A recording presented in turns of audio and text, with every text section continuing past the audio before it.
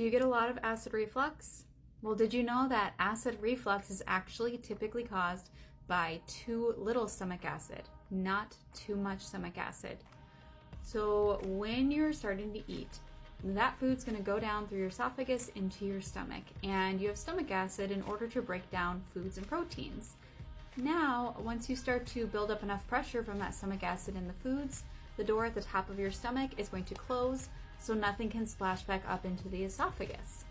However, if you have too little stomach acid, that pressure can't build up the way it needs to close that door at the top of the stomach, bottom of the esophagus, and now your stomach is churning foods and some of that acid can splash back up and cause some burning in that esophagus, which is not a good thing. It doesn't feel good, but it's also very damaging to the cells within your esophagus that are not supposed to be touched by acid.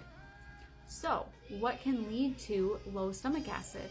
Number one reason for low stomach acid is typically going to be mental stress. Now, there are other stressors that can affect stomach acid, but mental stress is a huge one because when you are stressed out about things, when you are go, go, go, when you have a stressful job, you are stuck in fight or flight mode. When you're in that side of your nervous system called the sympathetic nervous system, that means that you aren't able to get over to the parasympathetic side of your nervous system, which is rest, digest, and heal.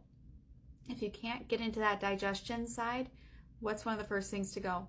Stomach acid, because your body is prioritizing getting you out of the stressful situation over digesting your foods. So what can you start to do? Number one, start supplementing with something like an apple cider vinegar, like a tablespoon to 2 tablespoons before every meal. Or you can take it in a pill. We do have apple cider vinegar pills here at our office that you can take before meals as well if you don't like taking vinegar before meals.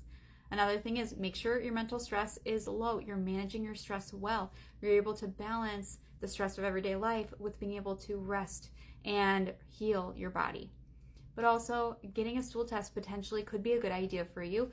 The only way to know for sure is to go through the link in our bio, schedule a time at Discovery Call. We can talk more about that testing and if it is right for you.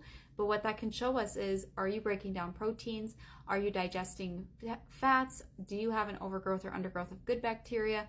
Do you have any infections that could be putting you into sympathetic mode? And what can you start to do to support your gut health so that you can have that proper digestion and hopefully not suffer with that heartburn anymore?